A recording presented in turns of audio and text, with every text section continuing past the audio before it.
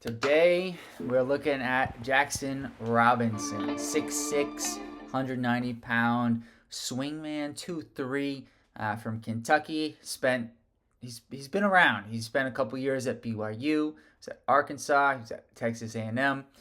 So Jaxson Robinson is now out of eligibility, and he will be in the 2025 draft class. Whether he gets drafted, that remains to be seen. But that's what we're here to go over in this video.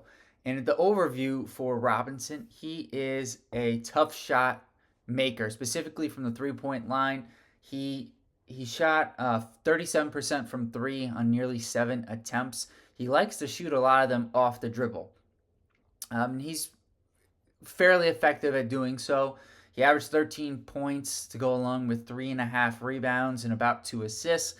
About half a steal and half a block per game and 1 turnover for Robinson. He only played in 24 games this year, which is the reason why I'm doing his profile now, even though Kentucky is still playing. He's out for the remainder of the season with a right wrist injury. What does Robinson do well? I think his strengths lie in his three-point shooting, especially with his ability to shoot off the dribble. Whether that's a step back, a pull-up three, he has a range of shots where he can get it off the dribble. It seems to be where he's most comfortable. He can shoot, catch and shoot as well, and he will also pull up from the mid-range area. He uses like dribble handoff with action to get momentum going to the rim, and he'll curl that action and head straight to the basket, where he has decent size to be able to finish in and around the paint. I would also say, as a defender, I think he's a solid team defender. He's not a guy who's like disruptive. That's evident by his lack of like steals and blocks per game. But I think he's generally in the right places as a defender, and individually, I think he competes, which is really 75% of the battle for being a solid defender at the next level. Weaknesses. I think consistency is the number one weakness I have for Jaxson Robinson. He'll have a game where he'll score 27 points and then 22 points and then only have 10. Or just before that, only have 5. And then his shooting percentages, he'll shoot 30% one game and then 60% the next.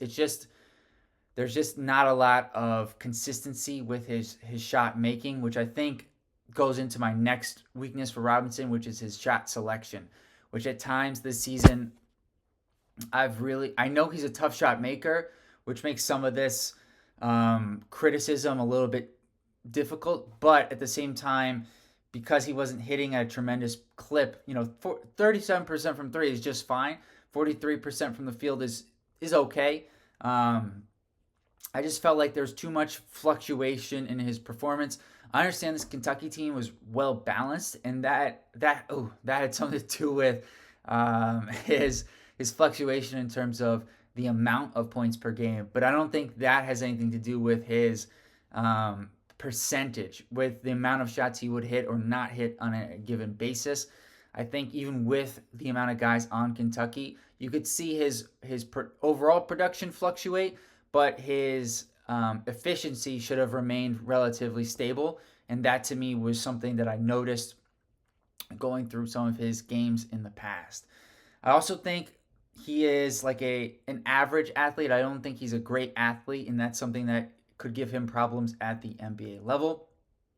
I don't think he's like a disruptive defender. I think he's, like I said before, like an okay individual defender and a solid team defender, but he's not a guy who's going to make you necessarily better with his defense. And then lastly, if his shots aren't going in, which, as I said, he was kind of inconsistent with that throughout the season, how does he help the team win? And that's something for me, that along with his consistency and the shot selection, that's the third thing for me that really gives me some trouble with Jaxson Robinson at the next level. He did show some flashes of being a playmaker, specifically his season high 5-assist game against Gonzaga, where they didn't have a point guard for that game. No Lamont Butler, no Kirk Kriisa. and he showed some ability to create plays for his teammates.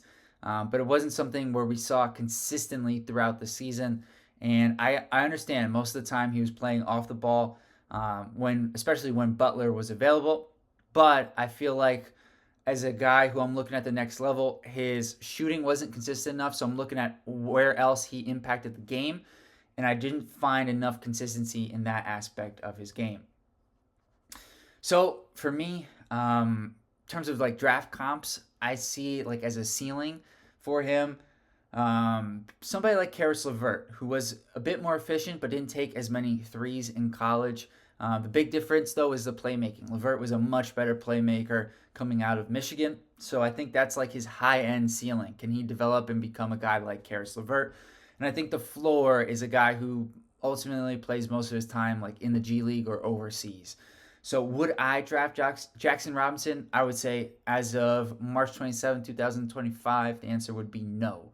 I just don't think he's consistent enough with what he does best, and the other areas of his game don't give me enough confidence to say he's worthy of a second round selection for my team.